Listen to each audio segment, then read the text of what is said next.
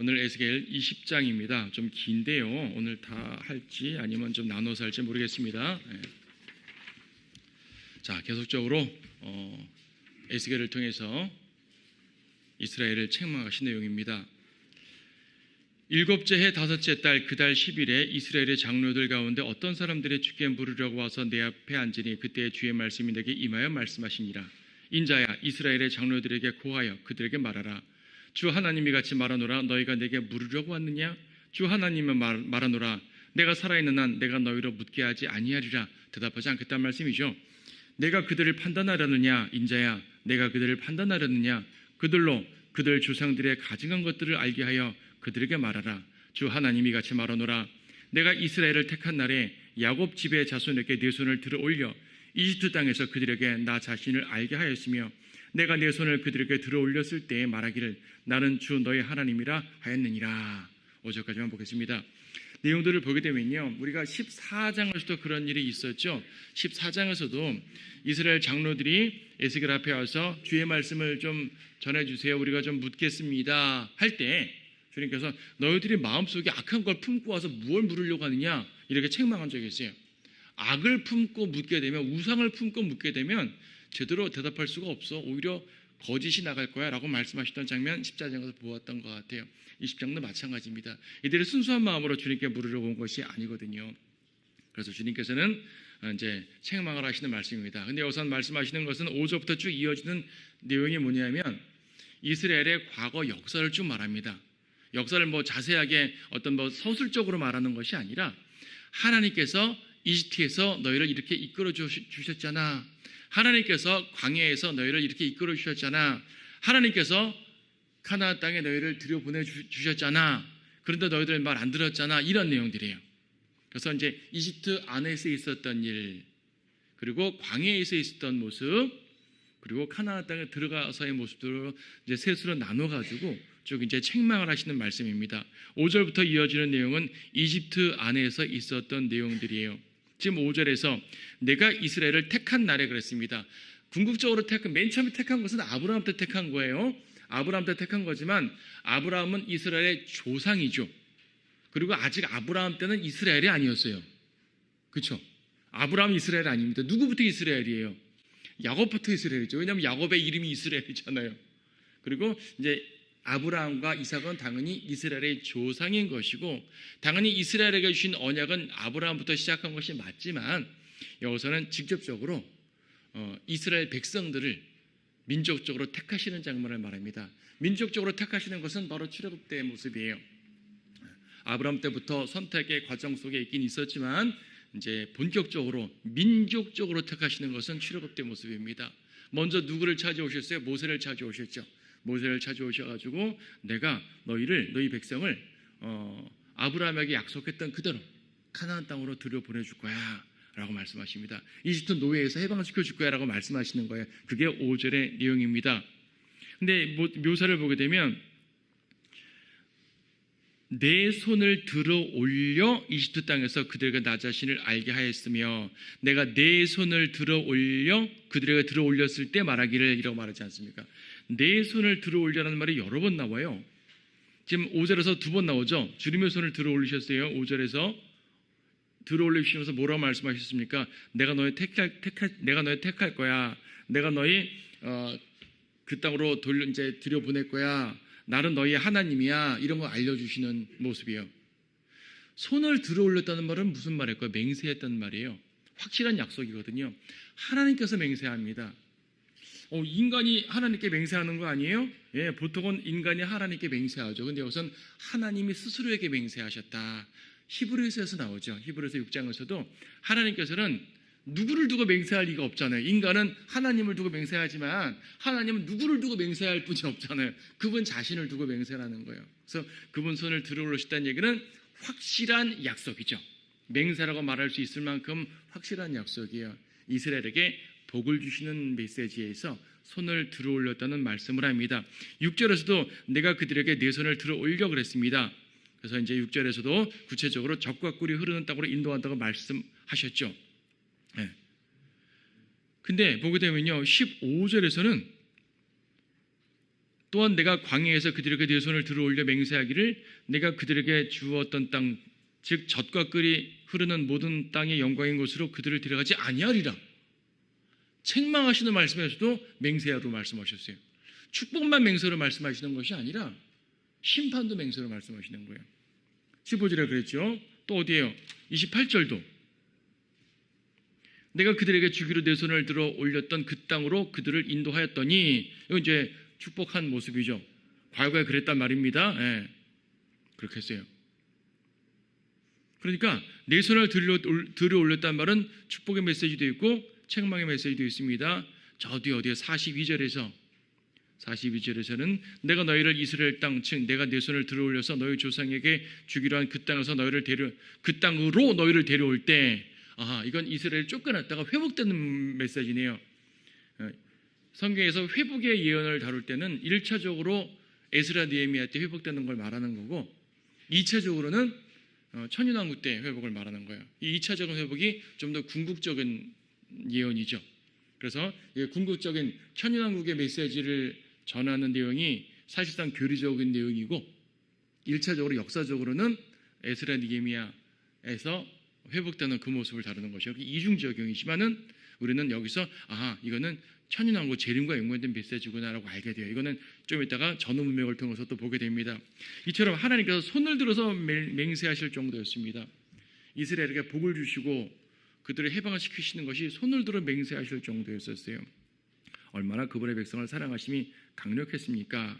그런데 7절 보니까 내가 그들에게 말하기를 너희 가기는 자기 눈에 가증함을 내어버리고 이집트의 우상들로 더불어 너희 자신들을 더럽히지 말라. 나는 주 너희 하나님이니라. 지금 이것은 우상을 버리고 하나님만 믿으라라는 말이 우리가 언뜻 생각하면 광야에서 십계명 주시면서 하신 말씀이구나라고 생각할 수가 있는데, 지금 광야에서 인도하시는 건 10절부터 내용이에요. 10절부터 내용이 광야에서 다루시는 내용이고 9절까지는 이집트 안에서의 내용입니다. 그러니까 이집트에서도 하나님께서는 이집트의 우상 버리라라고 말씀하신 거예요.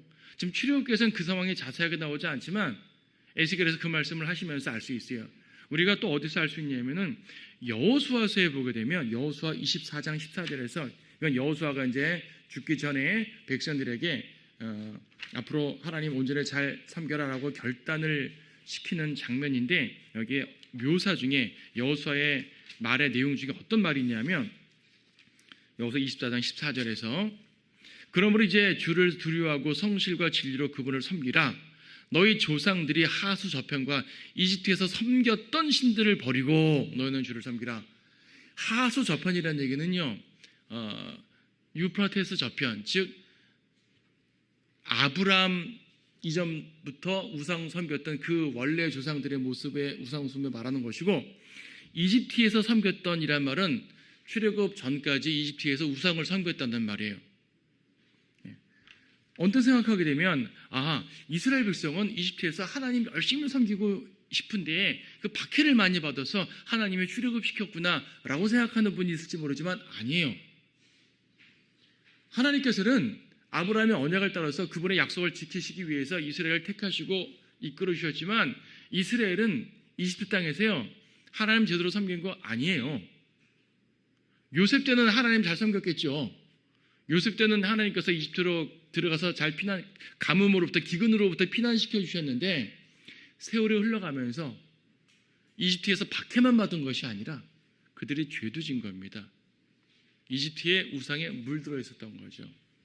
이스라엘 백성이 출애굽기 32장에서 모세가 율법 받으러 산으로 올라갔을 때 뭘 만들었어요? 땅에서 금송아지 만들었잖아요. 갑자기 그들이 금송아지를 왜 만들었겠어요? 그들이 과거에 섬겼던 그러한 우상에 대한 기억이 있는 거죠. 하나님을 믿겠다고 나왔는데 모세가 산으로 들어가더니 왜 이렇게 안 내려와? 우리를 인도할 지도자가 없어졌어? 우리를 인도할 신을 만들자. 우리 과거에 섬겼던 그 신 있잖아. 그 신, 우리한테 익숙한 신, 금송아지였던 거예요. 그래서 이스라엘은 이집트 내에서도 우상을 섬겼는데, 하나님께서 모세를 부르시는 소명을 주시는 장면인 4장 5장에서 이 얘기가 직접 나오지는 않지만은 이 에스겔 상황을 통해서 여호수아 상황을 통해서 이어지는 광야 상황을 통해서 보건대 그들은 이집트에서 우상을 섬겼다. 그리고 모세를 통해서 이스라엘 장로들에게 가서 자, 하나님께서 나를 찾아오셨어요. 여러분 해방시키실 것입니다. 라고 말을 전했을 때 모세는 그들에게 그러므로 여러분 우상 버리세요.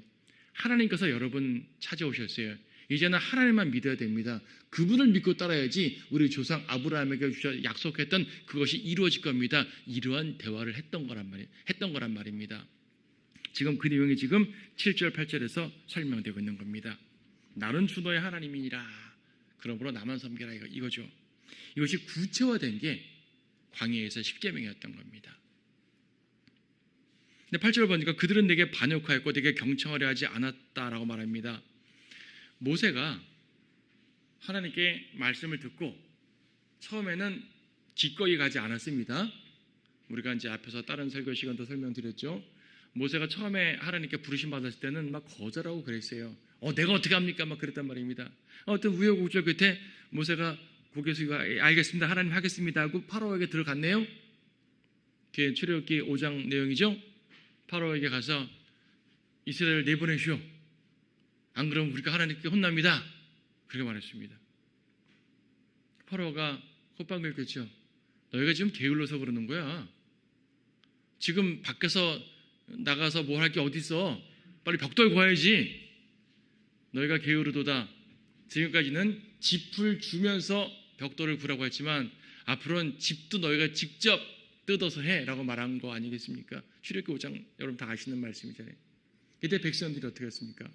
하나님께서 우리를 찾아오셨는데 파로가 우리를 방해하는구나. 하나님을 더 열심히 믿자. 이랬습니까? 아니잖아요. 모세, 아론 너희 때문에 우리가 더 곤란하게 됐어. 자기가 우리는 원래대로 이집트에서 살 거야. 이집트에서 이 생활 할 거야. 그 말은 뭐냐면 그 신 섬기면서 살겠다는 종으로 살겠다는 그 말입니다. 그게 지금 여기 에스겔 20장 8절 내용인 겁니다. 하나님 말씀을 듣지 않겠다는 것이죠. 그래서 8절 끝부분 보면 그러므로 내가 말하기를 내가 나의 진노를 그들 위에 부어 그러셨어요. 하나님께서 찾아오셨는데 하나님을 거절했습니다. 하나님께서는 진노하셨겠죠? 진노를 부으셨어요. 근데 이상해요. 진노를 누구한테 부었어요? 하나님의 말씀을 거절한 이스라엘 백성에게 부었어요? 이집트한테 부었어요? 여기 뭐라고 되어 있습니까? 나의 진노를 그들 위에 부어 이집트 땅 가운데 그들에 대한 나의 분노를 이루리라. 그리고 출애굽기에서 우리가 봐서 알지만 10가지 재앙 나올 때 이스라엘이 벌받은 거예요? 이집트가 벌받은 거예요? 이집트가 벌받았잖아요. 아니 지금 문맥에 따라서 이스라엘 백성이 하나님의 이 찾아오심을 거절했으면 그리고 하나님께서도 그들에게 진노했다 그랬는데 오히려 진노의 방향은 이집트에게 부었어요. 왜 그랬을까요? 자, 지금 하나님께서 이스라엘을 찾아오신 첫 장면이었잖아요. 민족적으로 첫 장면입니다. 그리고 이들에게 아직 율법을 주시지 않았어요. 자, 내가 왔으니까 나 믿어 우상 버려라고 말씀을 하셨지만 아직 구체적인 율법은 주시지 않았다고요. 그리고 아직 기적도 베풀지 않았어요. 이스라엘 백성이 하나님이 찾아오시다고는 하지만 잘 모르는 거예요. 잘 모르는 사람들한테 무조건 징계하시지 않죠. 우리가 출애굽기 공부했습니다. 전에 이스라엘이 홍해 앞에서 하나님께 불평했습니다. 이때 하나님께서 이스라엘 백성 징계하셨어요? 안 했어요. 홍해 열어주셨어요. 그냥 열어주셨어요. 마라에 와서 물이 써요. 불평했습니다. 하나님 징계하셨어요? 안 하셨어요. 물을 달게 해주셨어요. 그냥. 네. 만나가 없다고 우리 먹을 게 없다고 막 불평할 때 하나님이 혼내지 않고 그냥 만나를 주셨어요. 나중에 혼낸 거는 저 민수기에서고요. 출애굽기 16장에서는 그냥 만나를 주신 거예요. 그냥 주셨다고요. 물이 없어서 불평할 때 하나님은 화내시지 않고 물을 주셨어요. 그냥 그들의 무수한 불평과 이런 시험에도 하나님은 들어주셨어요. 왜? 아직 율법을 주시기 전이기 때문에. 하지만 출애굽기 20장 율법을 주신 이후에는 상황이 달라집니다. 그때부터는 이스라엘이 범죄하면 이스라엘에게 징계를 내리기 시작하는 거예요. 그래서 여기서 에스겔 10장 8절에서 이스라엘한테 화가 났지만 이집트에게 분노를 부으신 것은 뭐냐면 너희가 지금 이집트의 신들을 의지해서 너희가 의지하는 이집트의 신들이 얼마나 쓸모없는지 봐. 너희를 지배한 이집트인들이 무서워? 저들이 얼마나 하나님 앞에서 연약한 존재인지 봐. 그런 거예요. 그래서 이집트인들을 다 치실 때 말입니다. 10가지 재앙 중에서 처음에 3가지 재앙까지는 이스라엘도 같이 받았어요. 근데요, 4번째, 5번째, 6번째 이어지면서 하나님께서는 이스라엘은 재앙을 주시지 않고 이집트에만 재앙을 주시네요. 캄캄한 흑암도 이집트인들에게만 주시고 이스라엘에게는 주지 않았어요. 메뚜기 때도 이집트에게만 주시지 이스라엘에게는 주시지 않았어요. 가축의 전염병도 하늘에서 우박도 다 마찬가지예요. 이런 거 볼 때 이집트인들 우리를 학대한 아주 무서운 주인이었는데 아무것도 아니었네. 저 신들 우리가 섬겼는데 아무것도 아니었네. 알려주시는 거예요. 그렇게 하나님께서는 알려주십니다. 9절에 보세요. 그러나 내가 내 이름을 위하여 일하였나니. 하나님의 이름을 위해서 일하셨습니다. 여기서 하나님의 이름을 위했다는 말이 몇 번 나옵니다. 14절도 그러나 이방인들 앞에서 내 이름을 더럽히지 않으려고 그러셨죠. 저 뒤에 22절에서도 그러나 이방의 목전에서 내 이름을 더럽히지 않으려고 하나님께서 위대하게 역사하셨어요. 하나님의 백성이 죄를 졌을 때 징계는 하시지만요, 하나님의 백성을 완전히 끝장내지 않으신 이유는 하나님의 이름을 위해서입니다. 하나님의 이름을 위해서 이방을 치시고 이스라엘을 구해 주시는 것이에요. 이스라엘의 죄는 별도로 책망하시는 것이고 이방을 치시면서 하나님의 백성을 보호하십니다. 여러분 성도들 마찬가지 아닙니까? 하나님께서 이 세상에서 여러분들을 보호하십니다. 당연히 성도들 사랑해서 보호하시는 건 맞아요. 근데 궁극적으로는요, 그분의 이름을 위해서예요. 시편 23편 여러분 잘 아는 말씀이죠. 시편 23편 3절 말씀에 뭐라고 되어 있습니까?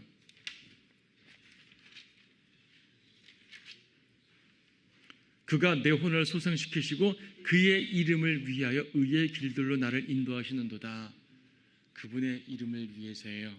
그래서 우리는 주님께서 우리를 보호하실 때 그분의 이름을 찬양할 수 있습니다. 주님께서 우리에게 승리를 주실 때 그분의 이름을 찬양할 수 있습니다. 혹은 주님께서 우리를 징계를 주실 때도 그분의 이름을 위해서 우리에게 죄 가운데 빠지지 않게 하시려는 것이구나, 우리를 성결케 하시려는 것이구나, 그걸 알기 때문에 주의 이름에 영광을 돌릴 수가 있습니다. 주의 이름을 위하여. 그래서 오늘 강의의 제목이 주의 이름을 위하여예요. 주의 이름을 위해서 주님은 역사해 주십니다. 10절부터는 광야에서 주님께서 역사하신 내용인데 이때에도 백성들은 거절했죠. 이집트에서는요, 그래도 거절이 심하지 않았지만 광야에서는 거절과 범죄가 꽤 심했습니다. 그러므로 내가 그들을 이집트 땅에서 나오게 하여 광야로 데려갔으며, 광야로 데려갔죠. 내가 그들에게 내 규례를 주고 내 명령들을 보여주었으니 사람의 그것들을 행하면 그가 그것들로 살 것이라. 율법을 주셨단 말입니다. 율법은요, 행하면 사는 거예요. 로마서에서 말씀하십니다. 바울을 통해서 로마서에서 말씀하시는 건 뭐냐면, 유대인들 너희들 말이야 율법을 받았다고 자랑했지. 유대인들은 우리는 율법을 받은 백성이야 자랑했단 말이에요. 근데 말이야, 율법은 받았다는 것을 자랑할 게 아니야. 율법을 행해야 자랑하지 라고 말하고 있잖아요. 그렇죠? 율법은 행하라고 주어진 거지 우리는 율법이 있는 대단한 백성이야 아니죠. 여러분, 대한민국의 법이 만약에 세상에서 가장 위대한 법이라고 칩시다. 우리나라 법은 말이야 미국 법보다 위대해. 얼마나 선진적인 법인 줄 알아? 세상에서 가장 선진국의 우리나라가 자랑하면 뭐예요? 백성들이, 국민들이 법을 어기면 소용없는 거 아니에요. 법이 위대하다고 자랑할 게 아니라 법을 지켜야 자랑하는 거죠. 이스라엘의 율법은요 진짜 세계 최고의 법이었어요. 당시 고대 사회에서 말입니다, 이런 법 없습니다. 지금까지도 이런 법 없잖아요. 가장 완벽한 법이에요. 이 법을 받았다는 것만 보고 자랑할 게 아니라 이 법을 지켜야 되는 겁니다. 근데 그들 이 법 지키지 못했지 않습니까? 주님 책망하시는 것이에요. 사람의 그것들을 행하면 그가 그것들로 살 것이라. 신명기 6장이나 레위기 8장에 18장에 말씀하시는 것은 이 명령을 지키면 산다. 어쨌든 그 명령을 주셨단 말이에요. 그래서 이 규례를, 율법을 주신 이후에는 범죄하면 혼내셨던 거예요. 그 전까지는 범죄해도 주님께서 알려만 주시는 거죠. 마치 어린아이가 잘못하면 심하게 혼내지 않잖아요. 훈계만 하고 그러면 안 돼, 이렇게 행해야 되는 거야 가르치잖아요. 하지만 철이 들었는데도 잘못하면 혼내잖아요. 마찬가지입니다. 율법은 바로 그런 것이었었습니다. 어쨌든 주님께서 내 규례를 주셨다 말씀하십니다. 율법이 구체적인 조항들까지 다 합치면 613개라 그러죠. 현재 유대인들이 자기들이 개설해 놓은 법이 그래요. 이건 우리 말이 아니라 유대인들이 자기들이 정리한 그 이제 율법의 내용이에요. 자, 성경에서 조항들을 구체적으로 보면 613개예요. 하지만 그 중에서 핵심적으로 말하면 10계명이죠. 자, 근데 본문은요, 10계명을 다 말하지 않습니다. 10계명을 전제로 두고 이렇게 내 규례를 지켜야 돼, 내 명령을 주셨어 라고 말하고 있지만 10계명을 자세히 말하지 않고 그 중에 한 계명만 강조해서 말하고 있어요. 그게 뭐예요 지금? 12절에서 안식일. 10계명의 모든 계명들이 다 중요한데 613개나 되는 율법, 전체 율법 중에 가장 핵심적인 것이 10계명 맞는데 지금 에스겔에서는 그 중에서 4계명만 콕 집어서 말씀하고 있네요. 12절, 또 나는 그들에게 내 안식일들로 주었으니 라고 말합니다. 나와 그들 사이에 표적이 되게 하고 그들로 내가 그들을 거룩하게 하는 주인 줄 알게 하려는 것이라. 그렇죠. 13절 중간 부분에 또 그들은 나의 안식일들을 크게 더럽혔도다. 그렇죠. 안식일 얘기 나오죠. 16절도 이는 그들이 나의 명령들을 멸시하고 내 규례를 따라 행하지 아니하며 오히려 내 안식일들을 더럽혔기 때문이요. 다른 명령들도 다 오겠는데 특히 안식일만 콕 집어서 말씀하시고 있는 거예요. 지금 여기서 20절도 또 내 안식일들을 거룩하게 하라. 그 안식일들은 나와 너희 사이의 표적이 되리니 이는 내가 주 너의 하나님인 것을 너희로 알게 하려 함이라 하셨도다. 21절도 그들이 안식일을 더럽혔다. 24절도 안식일을 더럽혔다. 지금 에스겔 20장에서요. 10계명의 다른 계명보다도 안식일 얘기만 6번 말하고 있습니다. 왜 강조했을까요? 12절과 20절에서 그 내용을 알 수 있는데 안식일은 하나님께서 이스라엘에게 주신 표적입니다. 표적. 여러분, 표적이라는 말이 무슨 말인가 하니 표적이라는 것은요, 하나님께서 무엇인가를 말씀하실 때 이 말씀을 구체적으로 알려주는 시청과 교육 자료를 말하는 거예요. 쉽게 말하면 그런 거예요. 눈에 보이는 징조, 표적을 영어로 사인 그러죠. 사인이 뭐예요? 징조잖아요. 아, 이 사인을 보니 이 일이 일어나겠어. 이걸 사인이라고 그러죠. 사인이란 말이 그 말이에요. 표적은 이적이라는 말이 아니에요. 이적인 표적도 있고 이적이 아닌 표적도 있어요. 예수님께서 병자들을 고쳤을 때 표적을 행했다 그랬죠. 이건 이적인 표적이에요. 그럼 이적 자체가 중요한 것이 아니라 그것을 이적이라는 표현도 썼지만 표적이라는 표현을 썼단 말이에요. 표적이라는 말은 무엇인가를 말하기 위해 알려주는 게 표적이라고 그랬어요.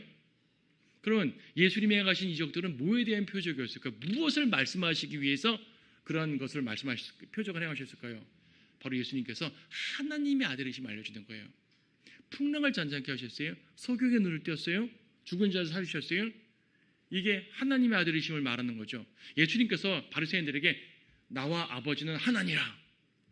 아버지를 본 자는 나를 본 자니라. 제자들에게도 말씀하시고 예수님이 자신의 신성을 여러 번 말씀하셨는데 증명하지 않으면 모르잖아요. 증명해 주신 거예요.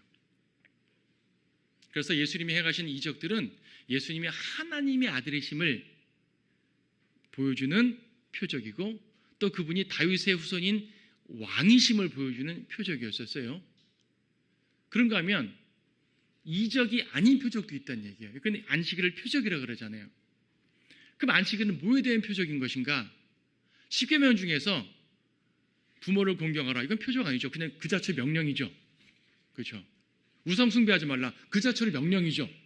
내 이름을 더럽히지 말라. 그 자체로 명령입니다. 살인하지 말라. 간음하지 말라. 그 자체로 명령이에요. 안식일만 표적으로 주신 거예요. 이 안식일을 통해 무엇인가를 말씀하겠다는 거죠. 안식일을 통해서 내가 너희의 하나님인 걸 알려준다 그 말입니다. 내가 그들을 거룩해 하는 주인 줄 알게 하려는 것이라. 자, 이겁니다. 이스라엘이 대대로 안식일을 지켜야 됩니다. 하나님께서 그렇게 하라고 하셨어요. 근데 우리가 알다시피 안식일 날 일 안 하면 손해보잖아요. 돈 덜 벌잖아요. 생산이 나쁠 거 아니겠어요. 그래서 안식일 날 일하면 안 돼요? 아버지, 우리 안식일 날 이거 추수 내일 오늘 안식일인데 이거 오늘 거둬야 되는데 어떡하죠? 안식일인데 광야에서 만나 내릴 때 말입니다. 안식일 날 먹지 말라 그러는데 안식일 날도 거둬야 되는 거 아닙니까? 나갔단 말입니다. 안 주셨잖아요. 안식일 날은. 자, 안식일 날 왜 우리는 아무것도 하지 말아야 되지? 이걸 통해서 우리가 하나님의 백성인 걸 기억하라는 거예요. 그럼 안식일 날 손해본 만큼 주님은 그냥 손해보게 하십니까? 아니잖아요.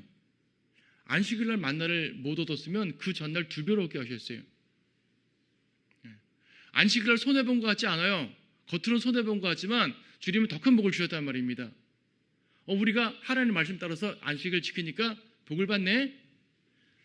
이스라엘이 하나님의 백성임을 눈에 보이는 표적으로 알려주신 것이 바로 안식일이었단 말입니다. 여러분, 신명기 5장 말씀 보세요. 안식일 얘기가 여러분 10계명이 출애굽기 20장에서 10계명 나오고 신명기 5장에서 10계명 나옵니다. 신명기 5장 12절 말씀에서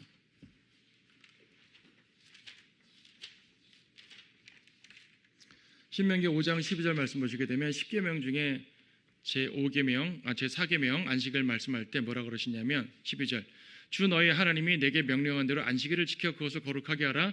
6일 동안 너는 수고하여 내 모든 일을 행할 것이나 일곱째 날은 주 너희 하나님의 안식일이니 그날은 너는 어떤 일도 하지 말며 너나 내 아들이나 내 딸이나 내 남종이나 내 여종이나 내 수소나 내 나귀나 내 가축이 어떤 것이나 내 성문 안에 있는 내 타국인도 일하지 말며 내 남종이나 내 여종도 너와 마찬가지로 쉴지니라.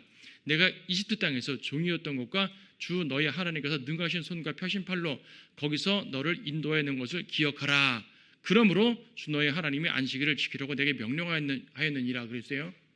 자, 여러분 여기다 손가락 끊으시고 출애굽기 20장 말씀 보세요.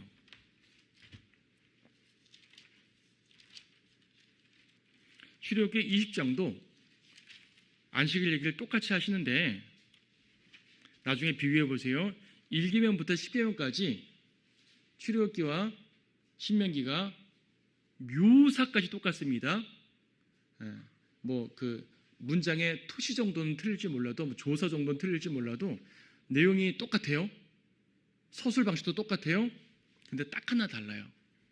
출애굽기 20장에는 제4계명 안식일 얘기할 때 8절에서 안식일날 거룩하게 하라고 말씀하셨고 9절 10절에서 일곱째 날을 쉬라고 말씀하셨고 다 똑같은데 차이가 있어요. 20장 11절 이는 엿새 동안 주가 하늘과 땅과 바다와 그 안에 있는 모든 것을 만들고 일곱째 날은 쉬었습니다. 그러므로 주가 안식일 날을 복주고 거룩하게 하였느니라. 안식일 날을 복주고 거룩하게 하였느니라는 맞는데 똑같은데 왜 지켜야 되지라는 그 왜 이유가 달라요. 지금 출애굽기 20장 11절에서는 안식일을 지키라고 말씀하신 이유가 하나님이 창조 때 일곱째 날 쉬셨기 때문에 너희도 쉬라. 하나님의 안식의 근거에서 말씀하신 건데 신명기에서는 하나님이 일곱째 날 쉬었느냐 이 말 없어요. 대신 어떤 말이 있습니까? 15절 내가 이집트 땅에서 종이었던 것과 주 너의 하나님께서 능하신 손과 펴신 팔로 거기서 너를 인도해 낸 것을 기억하라. 그러므로 주 너의 하나님의 안식일을 지키러 내게 명령하였느니라 그랬잖아요. 안식일을 명령하신 내용은 똑같지만 명령하신 이유가 출애굽기에서는 창조의 안식을 이유로 들어 설명하셨고 출애굽기에서는 민족의 구속을 이유로 들어 설명하셨어요. 신명기에서는. 에스겔은 신명기 상황을 말씀하고 있는 거예요. 지금 안식일은 하나님께서 이스라엘을 구속한 것을 기억하라고 주신 이스라엘과 맺은 표적이에요. 단지 창조에 대해서만 표적이라고 말씀하지 않아요. 안식교인들은 창조만 자꾸 생각해가지고 우리도 일곱째 날 쉬어야지 안식을 지켜야지라고 말하는데 지금 신명기에 따르면은 이집트에서 이스라엘을 구속한 이 일에 대한 기념으로 안식일을 지키라고 하신 거거든요. 이것 때문에 표적을 주신 것이에요. 이 일로 말미암아 내가 너희의 하나님이 되는 거야 라고 말씀하시는 거죠. 창조는 이스라엘에게만 말씀하신 것이 아니잖아요. 근데 이집트 구속은 이스라엘과 말씀하신 거잖아요. 그래서 에스겔에서 말씀하시는 것은 안식일은 이스라엘에게 주신 표적이라는 얘기예요. 네. 우리에게 주신 표적 아니에요. 우리는 안식일 안 지킵니까? 예, 우리 안식일 안 지켜요. 주일 성수해야죠. 주일은 안식일이 아닙니다. 일요일은 안식일이 아니에요. 여러분이 주일이라고 불러도 되고 일요일이라고 불러도 되고 주의 첫날 불러도 되고 관계없어요. 주의 첫날이라는 말은 어떤 분들은 성경에 나와서 주의 첫날을 불러야 돼 강조하는데 그건 일주일의 첫날을 말일 뿐이에요. 그건 그냥 그렇게 불러도 되고요. 그냥 일요일이라는 말은 태양신의 날 일요일 부르기 싫어. 그럼 왜 월요일은 왜 불러요? 화요일은 왜 불러요? 다 신의 이름인데 그냥 이름일 뿐이에요. 불러도 돼요. 왜 주일이라 부릅니까? 그건 성경에 주일이라는 말 안 나와요. 우리가 경건하게 경배한 날로 삼았으니까 예수님 부활하신 날이니까 우리가 경건하게 부르는 것 뿐이에요. 어떻게 불러도 관계없어요. 중요한 건 일요일은 안식일이 아니라는 사실이에요. 일요일 안식일 아닙니다. 일요일이 안식일이라면요. 여러분들은 예배 끝나고 가가지고 슈퍼에서 음식도 사면 안 되고요. 가스레인지 불도 켜서 안 되고요. 여행 가도 안 돼요. 학생들 공부해도 안 되고요. 근데 우리는 안 그러지 않습니까? 경배는 모여서 경배는 드리되 할 거 하죠. 왜? 우리에게 주신 명령이 아니니까. 우리가 예배 드리는 것은 주님의 부활을 기억해서 예배 드리는 것이지 안식일을 지키려고 예배 드리는 것이 아니란 말이에요. 물론 영적 안식은 취하죠. 우리가. 그렇죠? 안식일 정신은 지켜야 되죠. 그럼 나중에 별도로 따로 설명드리겠지만은 규례로서의 안식일은 우리 게 아니란 말이에요. 이스라엘과 맺은 표적이에요. 그래서 유대인들은 안식일을 꼭 지켜야 되는 거죠. 근데 그들은 안식일을 안 지켰단 말입니다. 그래서 하나님께서는 책망하시고 징계하시고 심판하시고 광야에서뿐 아니라 뒤에 보면 가나안 땅 들어가서도 그랬습니다. 그것 때문에 꼭 안식일 때문에만 아니지만은 그런 모든 율법을 어긴 거로 말미암아 주님은 그들을 이제 심판하신 장면이 나오는 거죠. 자, 안식일 얘기를 좀 많이 하게 되지만 지금 이스라엘과 맺으시는 이런 부분 약속하시고 그들이 반역한 겁니다. 우리는 안식일을 규례로 지키지 않지만 어쨌든 하나님의 말씀에 따라서 주님을 경배하고 주님을 섬기고 주님의 말씀을 지키고 주님을 따르는 그런 삶을 살아야 되잖아요. 이런 모든 본을 보는 거예요. 교리를 지키는 게 아니라 에스겔의 교리를 지키는 것이 아니라 본을 보는 겁니다. 오늘 여기까지 보시고요. 다음 시간에 이어서 보도록 하겠습니다.